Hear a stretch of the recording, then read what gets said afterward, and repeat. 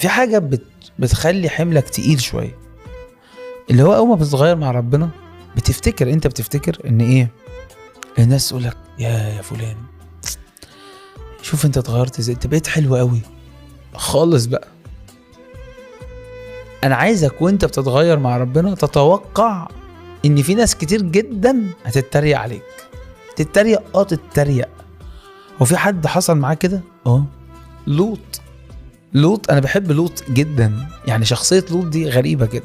شخص كان عايش مع ابراهيم وبعدين سابه وراح سدوم وربنا قعد يتعامل معاه معاملات كتيرة جدا. في يوم من الايام نبقى نتكلم على الفكرة دي. لوط لما ربنا اتعامل معاه راح هيكلم ولاده بناته وجوز بناته ومراته، قال لهم يلا قوموا ربنا هيقلب المدينة، يلا احنا عايزين نتغير. فالمفروض بقى يحصل ايه؟ يا لوط احنا مش عارفين من غيرك كنا عملنا ايه. لا، ايه الكتاب يقول لك ايه؟ وكان كمازح في عين اصهاره، جوز بناته. بيتريقوا عليه. ليه بيتريقوا عليه؟ اقول لك بقى.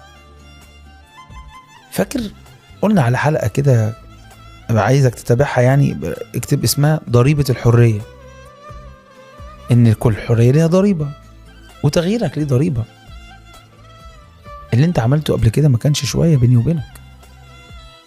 يعني تخيل انت موسى الاسود، لما موسى الاسود الناس اللي كان بيزني معاهم ويسرق معاهم وياكل معاهم ويشرب معاهم خمرة ويخرب الدنيا شافوه بعمل ازاي؟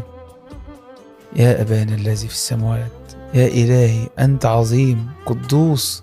يقول لك ايه؟ موسى ده دخل الدير دخله شكله عاوز يسرق الدير. أنا بتخيل كده يعني.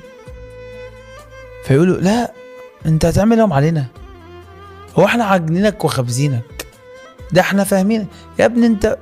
التريقة.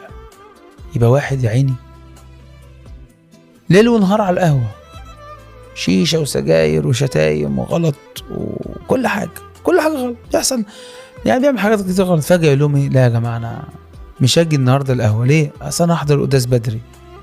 بركاتك يا سيدنا، يا سلام عليك، يبقى خدنا تحت جناحك يا عم. تريقوا.